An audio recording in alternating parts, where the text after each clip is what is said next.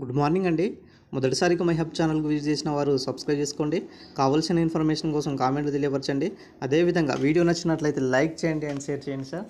So ఈ వీడియోలో group 1 సంబంధించినటువంటి ఏదైతే ఎవాల్యుయేషన్స్ అదేవిధంగా గ్రూప్ 1 సంబంధించినటువంటి హైకోర్టు తీర్పు సంబంధించినటువంటి కేస్ అప్డేట్ అయితే ఇప్పుడు ఈ వీడియోలో తెలుసుకుందామండి.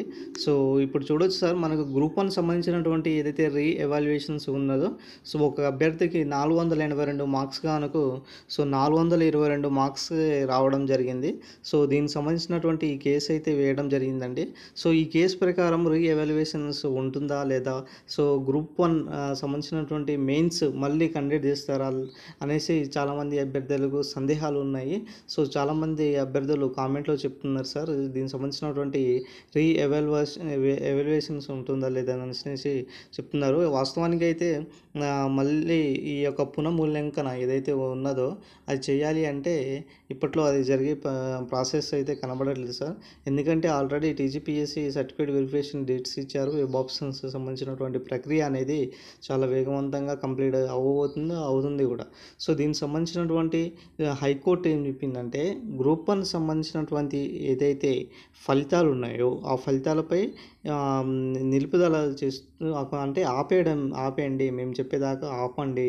సో తర్వాత దీనికి సంబంధించినటువంటి కేసు పూర్వపరాలు తెలుసుకున్న తర్వాత ఈ యొక్క గ్రూప్ 1 సంబంధించినటువంటి ఆ రిజల్ట్ ఇవ్వాలో వద్దో అనేసి మేము చెప్తాము, తర్వాత మీరు ఇవ్వండి అనేసి ఈరోజు మనకు చెప్పడం జరిగింది. దీని ద్వారానే మరి ఈ యొక్క సర్టిఫికేట్ వెరిఫికేషన్ మాత్రమే చేసుకోండి అనేసి ఛాన్స్ ఇచ్చిందండి. ఈ యొక్క సర్టిఫికేట్ వెరిఫికేషన్ అయితే చేసుకోవచ్చులే, కానీ ఇక్కడ విషయం ఏంటిదంటే, సర్టిఫికేట్ వెరిఫికేషన్ తర్వాత మనకు అపాయింట్మెంట్స్ లెటర్స్ ఏదైతే ఉన్నాయో ఈ అపాయింట్మెంట్ లెటర్స్ అనేది ఇవ్వద్దు అనేసి ఇక్కడ ఆపడం జరిగింది. సో దీనికి సంబంధించినటువంటి అభ్యర్థులు చాలా ఉత్కంఠభరితంగా మారింది. సో దీనికి సంబంధించినటువంటి మెయిన్స్ 2.0 జరగబోతుందా లేదా ప్రిలిమ్ 4.0 జరుగుతుందా అనేసి ఒక్కొక్కళ్ళు చాలామంది కామెంట్స్ చెప్తున్నారు. సార్ హైకోర్టు తెప్పడానికి గల కారణం ఏంటి, అసలు నిజంగా అవకతవకలు ఉన్నాయా లేదా ఏంటిది అనేసి చెప్తున్నారు. చాలామంది మనకు అటు బీఆర్ఎస్ లీడర్స్ కనుక చూసుకున్నట్లయితే చాలామంది ఏం చెప్తున్నారంటే, గ్రూప్ 1లో అవకతవకలు జరిగినాయి, ఈ యొక్క గ్రూప్ 1 నోటిఫికేషన్ను రద్దు చేసి మళ్ళీ నోటిఫికేషన్ ఇచ్చి ఎగ్జామ్స్ను కంప్లీట్ చేయండి సో అనేసి కవిత గారు కూడా మనకు నిన్ననే సీఎం రేవంత్ రెడ్డి గారికి ఆల్రెడీ లేఖ కూడా రాయడం జరిగిందండి. సో ఈ ప్రక్రియకు సంబంధించినటువంటి ఏదైతే ఇష్యూ ఉన్నదో ఇప్పటికీ కూడా అది చాలామంది అభ్యర్థులైనా సరే, ఇటు ఇక్కడ పొలిటీషియన్ సంబంధించినటువంటి ఎమ్మెల్యేలైనా సరే గ్రూప్ 1లో అవకతవకలు జరిగినాయి అనేసి చెప్తున్నారు తప్ప, అటు ఉద్యమ నాయకులు కూడా దీనికి సంబంధించినటువంటి జ్యుడిషియల్ ఎంక్వైరీ చేయాలి అనేసి ఇక్కడ చెప్పడం జరుగుతుంది. ఇది ఎప్పటికీ కూడా ఈ యొక్క ఎంక్వైరీ అనేది జరుగుతుందా లేదా, దీనికి సంబంధించినటువంటి పూర్వపరాలు ఏ విధంగా తెలుసుకోవాలి అనేసి ఉత్కంఠభరితంలో ఉన్నారు.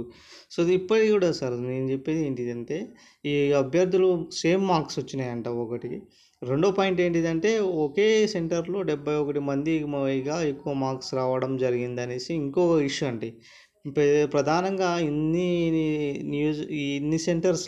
సెంటర్స్లో ఒకళ్ళు ఇద్దరికి రావడమే కానీ కోటి ఉమెన్స్ కాలేజ్ దగ్గర 71 మంది టాపర్స్గా నిలవడం, అదేవిధంగా 1 డిజిట్స్ తర్వాత ఇద్దరికి సేమ్ మార్క్స్ వేయడం జరిగింది. ఇది ఆబ్జెక్టివ్ టైపా లేకపోతే డిస్క్రిప్టివ్ టైపా అనేసి విద్యార్థులు ఒకళ్ళు ఆందోళన చెందుతున్నారు.